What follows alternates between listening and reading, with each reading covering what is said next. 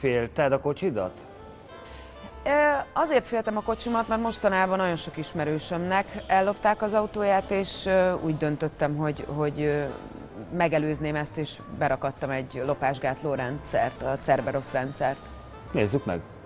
Ez itt Szorcsik Viki kocsija. Ő pedig itt Szorcsik Viki. Viki azt állítja, hogy az ő autóját nem lehet ellopni. Nem. Nem akarlak elszomorítani, de a Peugeot 206-osnál azért a világ autógyártása jó néhány érzékibb gépet is kidobott már magából. Ki az a megveszekedett, aki ezt el akarja lopni? Figyelj, hallottam már olyanról, hiszen az elmúlt időszakban sajnos a kedvesem autóját is ellopták, ami egy 6-os Golf volt, és az enyém pont mellette állt, és aztán nem egészen rá egy hétre ellopták a nagyon kedves jó barátomét is, akinek szintén ilyen autója volt, csak egy másik francia gyártmány, úgyhogy biztos vagyok benne, hogy a mai gazdasági helyzetben sajnos akár alkatrésznek is, de hát viszik az autót, mint a cukrot, úgyhogy én úgy döntöttem, hogy szeretném ezt megelőzni, és berakadtam egy ilyen komplex védelmi rendszert, ami állítólag lophatatlan. Jó, hát akkor nézzük meg ezt a komplex védelmi rendszert.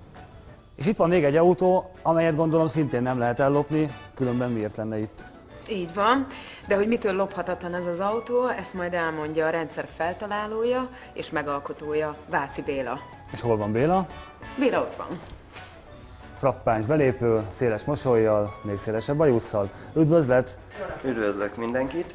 Nos, ez az autó, ez valóban egy olyan védelemmel van ellátva, ami a mai technikai állásban a legtöbbet nyújtja. Egyet kell megtennem, hogy az autónak a motorját leállítom. De akár a kulcsot benne is hagyhatom az autóba.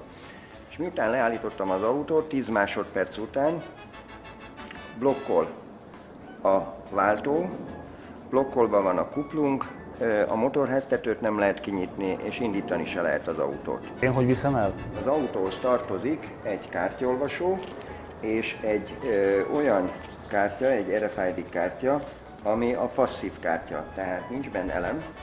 Ezt a kocsinak a kártyaolvasójához kell oda közelíteni, és akkor kap csak a kártya feszültséget, így tudok az autóval elmenni.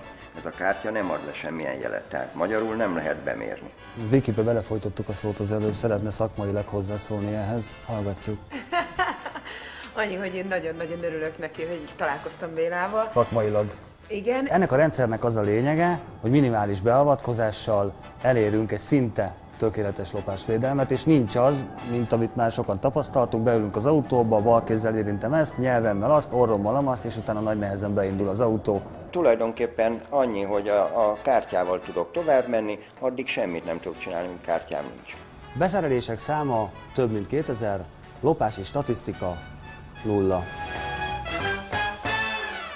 Ó, tényleg? Most mi van? Semmi. Dumálunk. A kutyával? Igen.